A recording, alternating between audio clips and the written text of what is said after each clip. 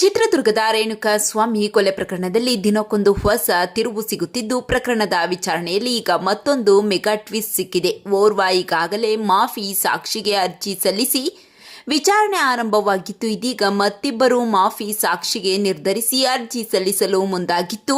ಇದೀಗ ಬೇಲ್ ಸಿಗದೆ ಜೈಲಿನಲ್ಲಿರುವ ನಟ ದರ್ಶನ್ಗೆ ಮತ್ತಷ್ಟು ಕಾನೂನು ಸಂಕಷ್ಟ ತಂದಿಟ್ಟಿದೆ.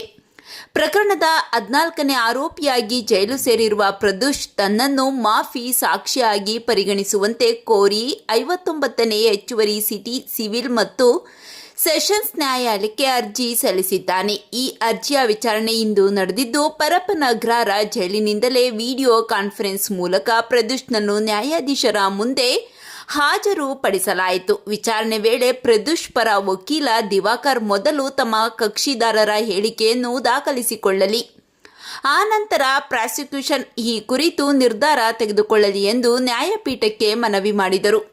ಇದೇ ವೇಳೆ ಪ್ರಕರಣದಲ್ಲಿ ಜಾಮೀನು ಸಿಗದೆ ಜೈಲಿನಲ್ಲಿರುವ ನಟ ದರ್ಶನ್ ಅವರ ಆಪ್ತ 10ನೇ ಆರೋಪಿ ವಿನಯ್ ರಾಘವೇಂದ್ರ ಅಲಿಯಾಸ್ ವಿನಯ್ ಹಾಗೂ 8ನೇ ಆರೋಪಿ ರವಿಶಂಕರ್ ಕೂಡ ತಮ್ಮನ್ನು ಮಾಫಿ ಸಾಕ್ಷಿಯನ್ನಾಗಿ ಪರಿಗಣಿಸುವಂತೆ ಮನವಿ ಸಲ್ಲಿಸಲು ನಿರ್ಧರಿಸಿದ್ದಾರೆ. ಹೌದು, ರೇಣುಕಾಸ್ವಾಮಿ ಕೊಲೆ ಪ್ರಕರಣದಲ್ಲಿ ಹೊಸ ತಿರುವು ಸಿಕ್ಕಿದೆ. ಈ ಬೆಳವಣಿಗೆ ಪ್ರಕರಣದ ಮುಂದಿನ ವಿಚಾರಣೆಯಲ್ಲಿ ಮಹತ್ವದ ಬೆಳವಣಿಗೆಯಾಗಿ ಪರಿಣಮಿಸಿದೆ.